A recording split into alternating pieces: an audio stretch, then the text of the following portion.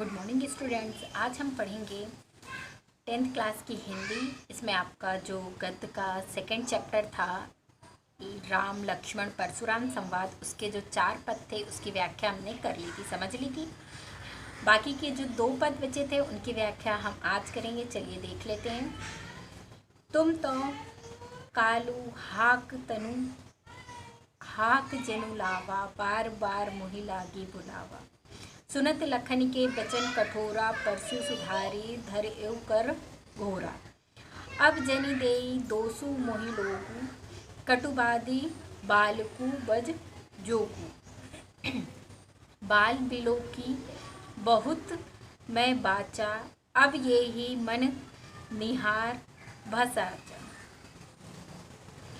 कौशिक कहा क्षमी अपराधु, बाल दोष गुण गनही न साधु। खर कुठार में अकरुण को ही, आगे अपराधी गुरुदोही। उत्तर देत छोड़ो बिनु मारे, केवल कौशिक सील तुम्हारे। नाता ये ही काटी कुठार कठोरे, बुरही उरिन हो तु श्रम धोरे। गाधी सुनु कह हृदय, हसी मुनि ही हरियारे सूझ। ऐ में खाड़ न उख में अजहू न बूझ अबूझ। चलिए देख लेते हैं। आपको पता है ये जो पूरा गद्य है आपका, जो ये जो पद है, ये पूरा जो पद है ये व्यंग में है। चलिए देखिए, इसका हम व्याख्या कर लेते हैं। क्या बोल रहे हैं? आप तो जैसे बार बार आवाज़ लगाकर काल को मेरे लिए बुला रहे हैं।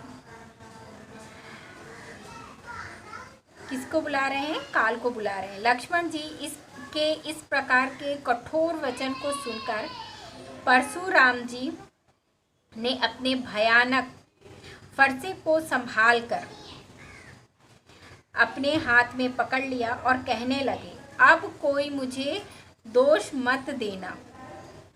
क्या मत करना? कोई मुझे दोष मत देना। यह कटु वचन बोलने वाला जो बालक है, बोलने वाला बालक किसके योग्य है? मारने के योग्य है। किंतु अब यह सचमुच मरने ही आ गया है। अब इसे मारने से कोई नहीं बचा सकता है। यह बात सुनकर जो विश्वामित्र थे उन्होंने कहा, अपराध क्षमा कीजिए। सज्जन बालकों के दोष और गुण नहीं गिना करते। क्या नहीं करते? बालकों के गुण और दोष नहीं गिना करते। परशुराम जी बोले कि मुझ दया रहित और क्रोधी के सम्मुख या गुरुद्रोही उत्तर दे रहा है। इतना होते हुए भी मैं इसे बिना मारे छोड़ रहा हूँ। विश्वामित्र केवल तुम्हारे सील और प्रेम के कारण, अन्यथा मैं इसे इस कठोर कुठार से काटकर थोड़े ही परिश्रम से गुरु के ऋण से मुक्त हो जाता। ठीक है। विश्वामित्र ने यह सब सुनकर हृदय में ही हंसकर कहे, मुनि को सर्वत्र हरा ही हरा सूझ रहा है। वह सर्वत्र विजयी होने के कारण राम लक्ष्मण को भी साधारण क्षत्रिय समझ रहे हैं। किंतु क्या है? किंतु लोहे से बनी हांड है या कोई ऐसी हांड नहीं जो मुंह में लेते ही पिघल जाएगी। खेद है मुनि, अब भी ना समझ है इनके प्रभाव से इन्हें नहीं समझ रहे हैं। ये विश्वामित्र मन में सोचते हैं। चलिए 6 देख लेते हैं। कहू लखन मुनि सील तुम्हारा, को नहीं जान विदित संसारा। माता पितहि उरिन भय नीको, गुर निरु रहा सोचू बड़ जी के। सो जनु हमरे ही माथे काढ़ा, दिन चली गए ब्याज बड़ बाढ़ा। अब अनी ब्यो हरिया बोली, तुरंत देव में थैली खोली। सुनी कटु बचन कुठारा सुधारा, हाय हाय सब सभा पुकारा। भृगु पर परसु देख देखा बहुमोही ब्रिव विचारी बजो नृप द्रोही मिले न कबहू सुभट रन गाढ़े द्विज देवता हरि के बाणे अनुचित कही सबू लोगु पुकारे रघुपति ती सयन ही लखुन निवारे लखन उत्तर आहुति सरिस भृगुवर कोफु क्रसानु बढ़त देखी जलसम बचन बोले रघु घुकुल भानु। चलिए देख लेते हैं। लक्ष्मण जी ने कहा, मुनि आपके प्रेम को कौन नहीं जानता है, वह संसार भर में प्रसिद्ध है। आप माता पिता से तो अच्छी तरह ऋणी हो ही गए हैं, अब गुरु के ऋण रहा जिसका जी में बड़ा सोच लगा है, वह मानो हमारे ही मत्थे काढ़ा है।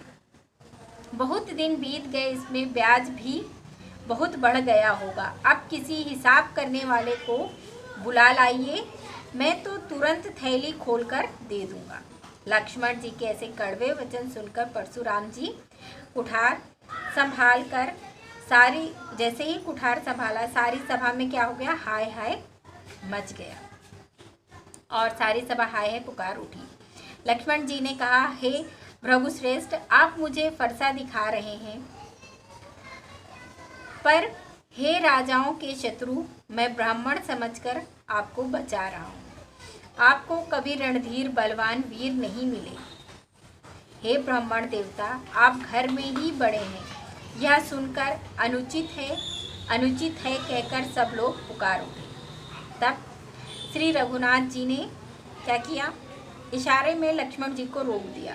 लक्ष्मण जी के उत्तर से जो आहुति के समान थे, परशुराम जी के क्रोध रूपी अग्नि को बढ़ते देखकर रघुकुल सूर्य श्री रामचंद्र जी ने सबके सामने और उनको शांत करने वाले वचन को बोले। ये इसकी व्याख्या हो गई है। अब इसकी जो व्याख्या मैं आपको सेंड कर दूंगी वो आप लोग लिख लेंगे।